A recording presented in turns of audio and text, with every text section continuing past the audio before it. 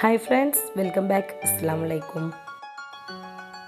നമ്മൾ വെറൈറ്റി ആയിട്ട് നമ്മുടെ തക്കടൂനെയും കൊണ്ടിട്ട് ഒരു വീഡിയോ ആണ് ചെയ്യാൻ പോണത്. തക്കടൂനെ ഫുഡ് കഴിപ്പിക്കുന്ന ഒരു വീഡിയോ ആണ്.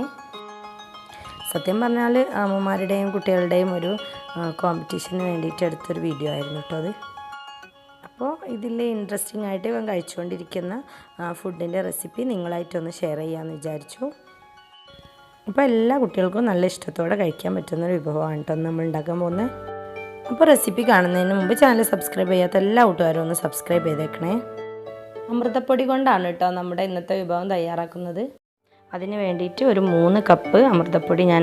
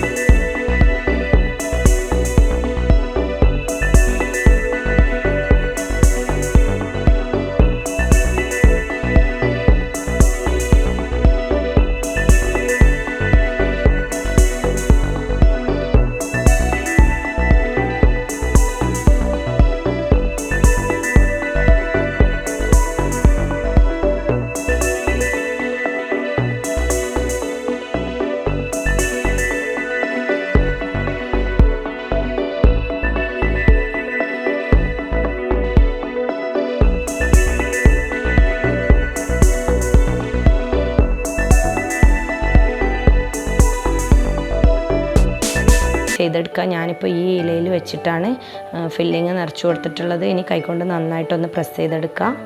ഇപ്പോൾ നമ്മൾ ബാക്കിയുള്ളതെല്ലാം തന്നെ ഇങ്ങനെ തയ്യാറാക്കി എടുത്തിട്ടുണ്ട്. ഇത് നല്ല ടേസ്റ്റിയാണ്, കുട്ടികൾക്ക് എല്ലാവർക്കും ഇഷ്ടമാവും. അതുകൊണ്ടാണ് ഞാൻ കുറച്ച് കൂടുതൽ എടുത്തിട്ടുള്ളത്. ഇനി നമുക്ക് ഇതൊരു സ്റ്റീമർ വെച്ച് വെള്ളം തിളപ്പിച്ചതിന് ശേഷം ഒന്ന് ആവി കയറ്റി കുക്ക് ചെയ്തെടുക്കാം. ഒന്ന് അടച്ച് വെച്ച് ഒരു 10 മിനിറ്റ് ആവി കൊള്ളിച്ചെടുത്താൽ നമ്മുടെ ഇലയുടെ റെഡി ആയി കിട്ടും. നല്ല ടേസ്റ്റാണ് ഇത് കഴിക്കാൻ. എല്ലാ കുട്ടികൾക്കും നല്ല ഇഷ്ടമാവും. അമൃതപ്പൊടി തിന്നാൻ മടി കാണിക്കുന്ന കുട്ടികൾക്കൊക്കെ ഇങ്ങനെ ഉണ്ടാക്കി കൊടുത്താൽ മതി. ഇലട എന്ന് പറഞ്ഞാൽ തന്നെ നല്ല ടേസ്റ്റി ആയിട്ടുള്ളൊരു വിഭവമാണ്. അപ്പോൾ അമൃതപ്പൊടി കൊണ്ടാവുമ്പോൾ ഒന്നുകൂടെ നന്നായിട്ട് ഹെൽത്തി ആയതും അതുപോലെ തന്നെ ടേസ്റ്റി ആയിട്ടുള്ളതും ആവും. അപ്പോൾ എല്ലാവരും ഒന്ന് ട്രൈ ചെയ്ത് നോക്കുക.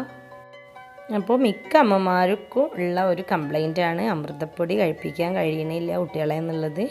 അപ്പോൾ ഇങ്ങനെയൊക്കെ വെറൈറ്റി ആയിട്ട് എന്തെങ്കിലുമൊക്കെ ചെയ്തെടുക്കുകയാണെങ്കിൽ ആ കംപ്ലൈൻറ്റ് നമുക്ക് സോൾവ് ചെയ്യാം. ചെറിയ കുട്ടികൾക്ക് മാത്രമല്ല കേട്ടോ, വലിയ ആളുകൾക്കും നല്ല ടേസ്റ്റി ആയിട്ടുള്ളൊരു വിഭവമാണ്. അപ്പോൾ ഈ ഒരു വീഡിയോ ഇഷ്ടമായെങ്കിൽ ലൈക്ക് ചെയ്യാനും ഷെയർ ചെയ്യാനും മറക്കരുത്. അപ്പോൾ അമൃതപ്പൊടി കിട്ടുന്നവരെല്ലാവരും ഒന്ന് ട്രൈ ചെയ്ത് നോക്കുക. അതിന് ശേഷം കമൻസും റിവ്യൂസൊക്കെ അറിയിക്കാൻ മറക്കരുത്. പുതിയൊരു വീഡിയോയുമായി നമുക്ക് വീണ്ടും കാണാം. താങ്ക്